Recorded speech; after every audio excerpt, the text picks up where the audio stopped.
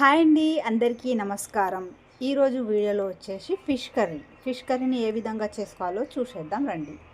అయితే ముందుగా ఫిష్ని ఫ్రెష్గా కడుక్కొని ఇలా పక్కన పెట్టుకోవాలండి. ఎండు కొబ్బరి, ధనియాలు అయితే మిక్సీ పెట్టేస్తున్నా, మెత్తగా పేస్ట్లా చేసుకోవాలి. ఇప్పుడు నూనె వేడిగైందండి. 2 ఉల్లిపాయలు అయితే కోసుకున్నా. వీటిని నూనె వేడి అయిన తర్వాత ఇలా వేసుకొని మంచిగా దోరగా ఫ్రై చేసుకోవాలండి. ఇప్పుడు మంచిగా ఫ్రై అయిన ఉల్లిపాయలు, అల్లం వెల్లుల్లి పేస్టు, పసుపు, కారం, ఉప్పు అన్నీ వేసుకొని మంచిగా మెత్తగా అయ్యే వరకు ఫ్రై చేయాలి. తర్వాత వచ్చేసి మనం ఇందులో ఇప్పుడు మనం మిక్సీ పెట్టిన కొబ్బరి మరియు ధనియాలను మెత్తగా నూరి పేస్ట్ చేసుకున్న తర్వాత ఇందులో వేసేసుకోవాలి.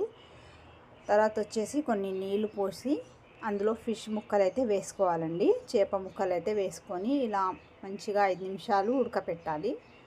5 నిమిషాల్లో కూర అయితే రెడీ అయిపోతుందండి. ఇలా మంచిగా ముక్కలు కూడా ఉడికిపోయినాయి, కూర కూడా మంచిగా ఉడికిందండి. ఇప్పుడు లాస్ట్కి వచ్చేసి కొత్తిమీర అయితే వేసుకోవాలి. చూడండి, ఈ విధంగా కొత్తిమీర మా గార్డెన్లో కొంచెం ఉంటే వేసేసిన. Okay, thanks for